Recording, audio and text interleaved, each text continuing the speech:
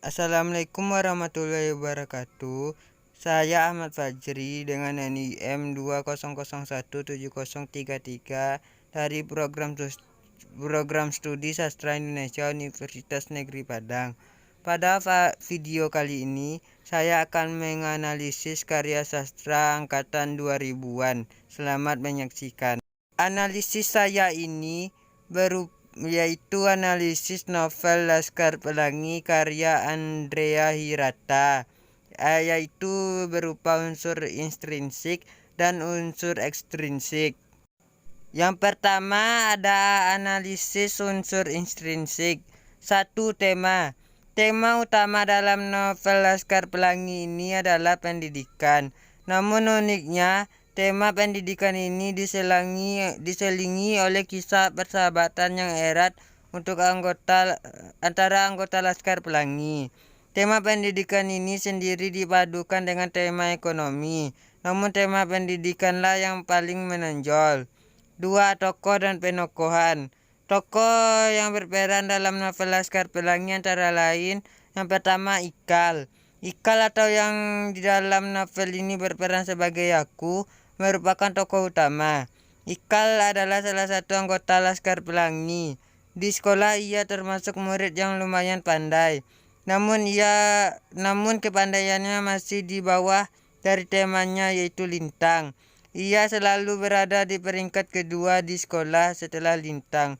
Ikal termasuk orang yang tidak mudah putus asa, selalu bersemangat melakukan hal yang ia sukai dan tegar. Ikal begitu menyukai dunia sastra, terutama puisi. Dalam novel ini, Ikal diceritakan menyukai seorang gadis keturunan Tionghoa bernama Aling. Ia sering sekali mengirimkan puisi tentang luapan perasaannya kepada Aling. Yang kedua, Tak Berani. Tak Berani merupakan sosok yang tampan, rapi, perfeksionis, lumayan pintar, bicara seperlunya atau pendiam, santun, sangat berbakti kepada orang tua dan manja. Ia bercita-cita menjadi guru di daerah terpencil untuk memajukan pendidikan orang Melayu pedalaman. Tak berani selalu diperhatikan ibunya. Apapun yang akan dilakukannya harus selalu diketahui ibunya. Ia sangat tergantung pada ibunya. 3. Sarah. Sarah merupakan satu-satunya murid perempuan yang bersekolah di SD Muhammadiyah. Tubuhnya ramping dan selalu berhijab rapi. Di sekolah ia termasuk murid yang pintar. Meskipun ia adalah sosok yang perhatian, namun ia termasuk tipe orang yang temperamental, ketus, skeptis, susah diyakinkan dan tidak mudah terkesan. Sarah sangat menjunjung tinggi nilai kejujuran.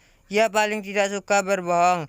Dalam novel ini diceritakan bahwa ia bertengkar dengan Akyong yang tidak pernah sependapat atau satu pemikiran dengannya. Yang selanjutnya Akyong. Akyong adalah satu-satunya murid keturunan Tionghoa yang bersekolah di SD Muhammadiyah.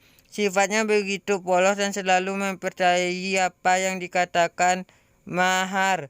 Ia selalu menjadi pendukung sekaligus pengikut setia Mahar. Akyong memiliki rasa persahabatan yang tinggi dan suka menolong. Ia seringkali bertengkar dengan Sarah.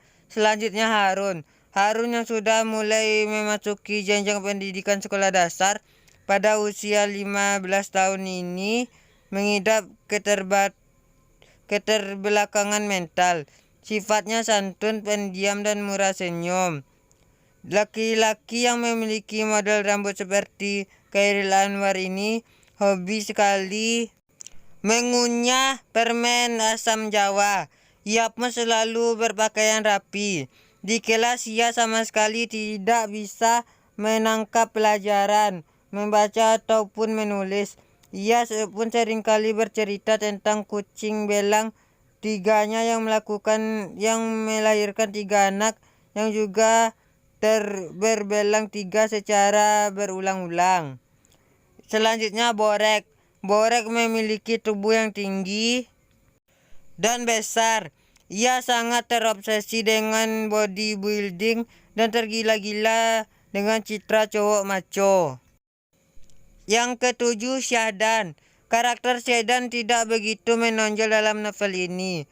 Ia adalah salah satu anggota Laskar Pelangi yang selalu setia menemani Ikal membeli kapur tulis di toko Sinar Harapan milik orang tua Aling. Syahdan merupakan saksi cinta pertama Ikal kepada Aling. Ia memiliki cita-cita sebagai aktor. Selanjutnya, Kucai. Kucai adalah salah satu anggota Laskar Pelangi yang diamanai sebagai ketua kelas. Ia sempat frustasi ketika menjadi ketua kelas karena kesulitan dalam mengatur teman-temannya. Meski begitu, laki-laki yang menderita rabun jauh ini selalu terpilih menjadi ketua kelas dan akhirnya ia menerima keputusan itu. Anak yang banyak bicara dan susah diatur ini berbakat menjadi seorang politikus. Selanjutnya, Lintang. Lintang merupakan anak yang paling jenius dan gigih di antara teman-temannya. Meskipun jarak rumahnya dari sekolah sangat jauh, sekitar 80 kilometeran, ia tetap semangat untuk pergi ke sekolah dan menjadi anak yang paling pagi datang. Setiap berangkat sekolah, ia harus melalui jalan yang merupakan tempat buaya tinggal. Ayahnya adalah seorang nelayan yang miskin, bertanggung jawab menafkahi 14 nyawa yang tinggal di rumahnya. Di sekolah, Lintang begitu serius belajar dan aktif. Otaknya yang sangat jenius dan cermat membawa tim SD Muhammadiyah menjadi pemenang dalam lomba cerdas cermat. Lintang sangat suka membaca dan mempelajari berbagai ilmu pengetahuan.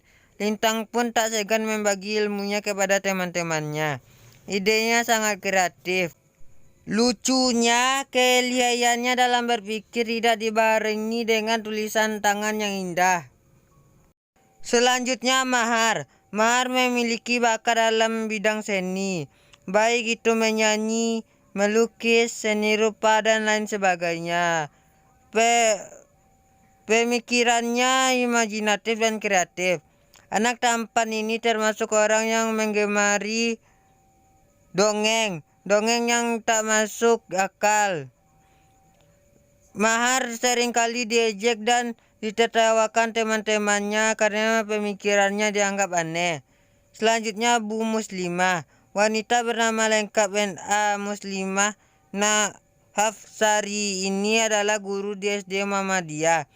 Ia sangat gigih dalam mengajar meskipun gajinya belum dibayar. Ia sangat berdedikasi terhadap dunia pendidikan dan dengan segenap jiwa mengajar murid-murid di SD Muhammadiyah. Wanita cantik yang menyukai bunga ini memiliki pendirian yang progresif dan terbuka terhadap ide-ide baru. Ia termasuk orang yang sabar dan baik hati. Selanjutnya, Pak Arfan. Pria bernama lengkap K.A. Arfan Effendi Nur ini menjabat sebagai kepala SD Muhammadiyah. Bersama Ibu Muslimah, ia tetap mempertahankan sekolah yang hampir ditutup karena kekurangan siswa. Pak Arfan juga memiliki dedikasi tinggi terhadap pendidikan. Selanjutnya, Aling. Gadis keturunan Tionghoa ini merupakan cinta pertama Ikal. Ia memiliki tubuh ramping dan tinggi. Anak dari pemilik toko Sinar Harapan ini ternyata juga menyukai Ikal, namun sayangnya ia pindah ke Jakarta. Selanjutnya, Flo. Ia merupakan murid pindah dari sekolah PN. Gadis tomboy yang berasal dari keluarga kaya ini merupakan tokoh terakhir yang muncul sebagai anggota Laskar Pelangi. 3. Plot atau alur. Pengenalan situasi cerita. Cerita diawali dengan dibukanya penerimaan siswa murid baru di SD Muhammadiyah yang ada di Desa Gantung, Kabupaten Gantung, Belitung Timur, Sumatera Selatan. Sebuah daerah yang kaya akan sumber daya alamnya, yaitu timah. Belitung merupakan daerah yang menjadi tempat penambangan timah terbesar dan menghasilkan banyak sekali keuntungan. Meskipun begitu, kehidupan di sana seperti terpetak-petak antara yang kaya dan yang miskin. Pagi itu, satu demi satu calon siswa yang didampingi oleh orang tuanya berdatangan mendaftarkan diri di sekolah yang hampir roboh dan mungkin sudah tidak layak untuk dipakai sebagai tempat belajar mengajar. Menuju adanya konflik. Dalam novel Laskar Pelangi ini banyak sekali bermunculan masalah-masalah atau konflik-konflik. Namun konflik awal yang pertama muncul adalah saat suasana mulai tegang karena ternyata pendaftar tidak mencukupi batas minimal siswa yang disyaratkan oleh Kemendikbud. Sumsel. Apabila calon siswa yang terdaftar kurang dari 10 anak, maka SD Muhammadiyah harus ditutup.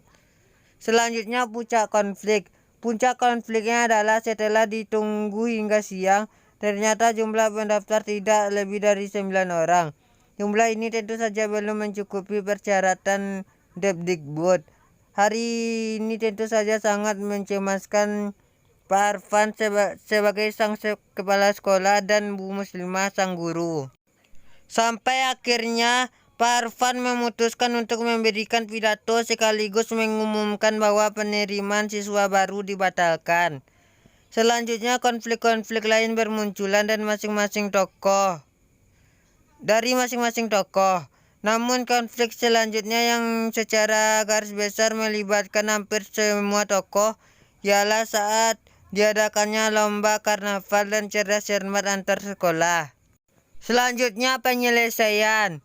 Sesaat hampir saja Pak Arfan memulai pidatonya untuk memberitahukan bahwa penerimaan siswa baru di SD Muhammadiyah dibatalkan, seorang ibu muncul untuk mendaftarkan anaknya, yaitu Harun, yang mengidap keterbelakangan mental. Tentu saja kedatangan Harun dan ibunya ini memberikan nafas lega kepada Pak Arfan, Bu Muslimah dan juga para calon siswa serta orang tuanya. Harun ini telah menggenapi jumlah siswa untuk menghindarkan SD Muhammadiyah dari penutupan. Sekolah yang jika malam dipakai sebagai kandang ternak ini akhirnya memulai kegiatan belajar mengajar meski dengan fasilitas yang seadanya. Tiba saatnya mengikuti karnaval antar sekolah. Keikutsertaan SD Muhammadiyah sempat diperdebatkan karena ketidakadaan dana dan sikap pesimistis yang muncul. Namun Bu Muslimah bersikeras mengikutkan murid-muridnya karena nilai kesenian paling tinggi dan dianggap sebagai murid yang kreatif. Mahar pun ditunjuk sebagai ketua untuk mengurusi persiapan karnaval. Dengan ide cemerlang dan kreativitasnya, Mahar berhasil menggiring teman-temannya merebut piala kemenangan. SD Muhammadiyah kembali mengikuti perlombaan. Kali ini perlombaan cerdas cermat. Bu Muslimah, Ikal dan kawan-kawan sempat khawatir karena tak lama perlombaan akan dimulai. Namun ujung tombak tim mereka juga belum datang. Untungnya meski hampir terlambat, akhirnya si cerdas itu pun datang, yaitu Lintang. Awalnya tim dari SD Muhammadiyah tertinggal angka melawan SD PN dan SD Negeri. Namun pada saat memasuki soal yang berbau angka, SD Muhammadiyah mengejar ketertinggalan dan berhasil keluar sebagai juara. 4. Latar cerita. Pertama, latar tempat. Latar tempat yang digunakan dalam novel ini adalah di sebuah sekolah bernama SD Muhammadiyah yang terletak di Desa Gantung, Kabupaten Gantung, Belitung Timur, Sumatera Selatan. Namun ada pula yang latarnya adalah di rumah, pohon, gua, tepi pantai, pasar, dan lain-lain, tapi masih di kawasan Belitung. Kedua, latar waktu. Dikarenakan novel Laskar Pelangi ini merupakan novel yang menceritakan kisah nyata, meski ada bumbu-bumbu imajinasinya, maka latar waktu yang disampaikan pun jelas, yaitu terjadi pada tahun 1974. Ketiga, latar suasana. Latar suasana yang ada dalam novel ini beragam, dikarenakan konflik-konflik yang muncul juga beragam. Ada kalanya senang, sedih, hingga cemas. Berikut beberapa penggalan kisah yang menjelaskan suasana dalam novel.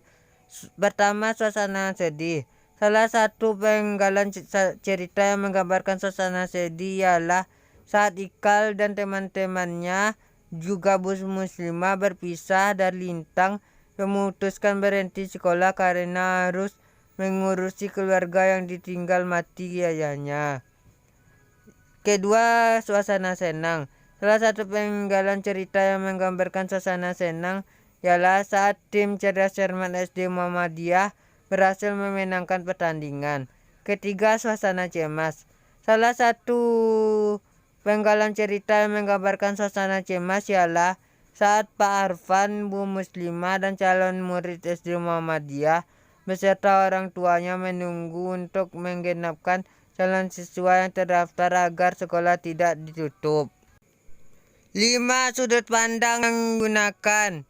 Sudut pandang yang digunakan dalam novel ini adalah sudut pandang orang pertama. Pelaku utama karena dalam pencerita novel penulis menggunakan kata aku. Tokoh aku dalam novel ini diceritakan paling dominan sehingga si tokoh aku dapat dikatakan sebagai tokoh atau pelaku utama. 6. Amanat. Banyak sekali amanah yang terkandung dalam novel Laskar Pelangi ini. Di antaranya adalah jangan mudah menyerah oleh keadaan atau jangan putus asa. Keadaan boleh saja serba kekurangan, namun kekurangan janganlah menjadi alasan untuk tidak berusaha. Justru jadikanlah kekurangan itu sebagai motivasi untuk bisa menutupinya. Dalam novel ini diceritakan tentang kehidupan pendidikan yang keadaannya serba minim, namun tokoh-tokoh di dalamnya tidak menyerah dengan keadaan seperti itu. Nah, mereka tetap bersemangat mengikuti kegiatan belajar mengajar. Kemiskinan bukan alasan untuk tidak belajar. Kedua, jauhi sifat pesimis. Saat menegadahkan perasaan kepada orang-orang yang ada di atas kita, bukan berarti kita harus merasa kecil dan lemah di hadapan mereka. Kita ada di bawah mereka bukan berarti kita tidak bisa seperti orang tersebut. Menengadahkan perasaan ke atas mestinya dijadikan cambuk semangat untuk bisa seperti orang itu, atau bahkan bisa lebih baik lagi.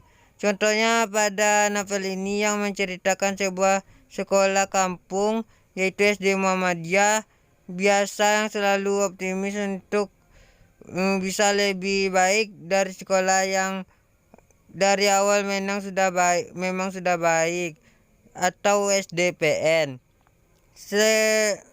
Yang ketiga yaitu sebagai guru haruslah dengan ikhlas mengajar dan berdedikasi tinggi terhadap pendidikan. Dalam novel ini dia ceritakan seorang guru yang begitu tinggi dedikasinya terhadap pendidikan. Guru diibaratkan kompas yang menunjukkan kemana murid-muridnya akan pergi. Bu Muslimah merupakan sosok yang menjadi guru teladan yang dengan segenap kemampuannya berjuang untuk memajukan pendidikan sebuah kampung kecil. Unsur intrinsik. 1. Biografi pengarang. Andrea Hirata Seman Said Harun atau lebih dikenal sebagai Andrea Hirata lahir di Gantung Belitung, Bangka Belitung pada tanggal 24 Oktober 1967, umur 53 tahun. Adalah novelis Indonesia yang berasal dari Pulau Belitung, Provinsi Bangka Belitung. Namun pertamanya adalah Laskar Pelangi yang menghasilkan 3 sequel. 2. Latar belakang tempat tinggal. Lingkungan tempat tinggal pengarang mempengaruhi psikologi penulisan novel. Apalagi novel Laskar Pelangi merupakan adaptasi dari cerita nyata yang dialami oleh pengarang langsung. Letak tempat tinggal pengarang yang jauh berada di Desa Gantung, Kabupaten Gantung, Belitung Timur, Sumatera Selatan, ternyata benar-benar dijadikannya latar tempat bagi penulisan novelnya. 3. Latar belakang sosial dan budaya. Pada novel ini banyak sekali unsur sosial dan budaya masyarakat yang bertempat tinggal di Belitung. adanya perbedaan status antara komunitas buruh tambang dan komunitas pengusaha dibatasi oleh tembok tinggi merupakan latar belakang sosial, di mana interaksi antara kedua komunitas ini memang ada dan saling ketergantungan. Komunitas buruh tambang memerlukan uang untuk melanjutkan kehidupan, sedangkan komunitas pengusaha memerlukan tenaga buruh tambang untuk menjalankan usaha mereka. 4. Latar belakang religi atau agama. Latar belakang religi atau agama si pengarang sangat terlihat seperti pantulan cermin dalam novel Laskar Pelangi ini. Nuansa keislamannya begitu kental.